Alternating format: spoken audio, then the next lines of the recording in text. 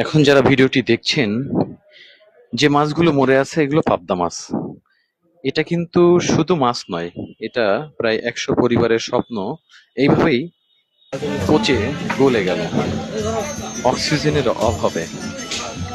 চেষ্টা করেছে কিছু মাছ বাঁচানোর জন্য, চেষ্টা করেছে কিন্তু সেটাও ব্যর্থ হয়েছে।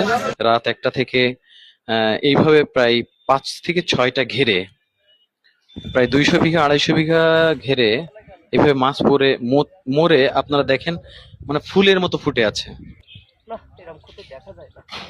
আসলে আমরা হতবাক, নির্বাক। এইভাবেও যে মানুষের ক্ষতি হয়, ধারণা করা যাচ্ছে প্রায় 15 কোটি টাকার মাছ এই 5টা ঘের মিলে আছে। সেখানে সব মাছই মরে গেছে। চেষ্টা করেছে বাজারে কিছু মাছ দেওয়ার জন্য, সেখানেও তারা ব্যর্থ হয়েছে।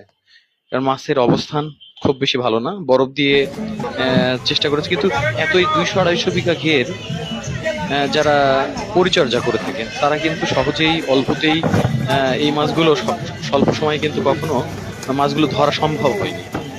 যখন অক্সিজেন ফেল করেছে, প্রাকৃতিক কারণও হতে পারে, আবার এখানে বৈদ্যুতিক যে লাইন, সেই লাইনে বিদ্যুৎ না থাকার কারণে অক্সিজেন মেশিন চলে, অথবা দেখা যাচ্ছে যে এই মেশিনের মাধ্যমে অক্সিজেন তৈরি হয়, সেটাও বন্ধ ছিল। এটা আসলে খুবই দুঃখজনক বিষয়। এই মাছ কিন্তু অনেকে খেতেই পাচ্ছে না। দেখেন, আমি যখন ভিডিওটি করেছি সে সময় 1টা বাজে, এভাবে পচে যাচ্ছে, নৌকায় মাছগুলো পচছে। আপনাদের কমেন্টস করে আপনাদের মতামতটি জানাতে পারেন যে তার এই অবস্থান থেকে কিভাবে সে ঘুরে দাঁড়াতে পারে।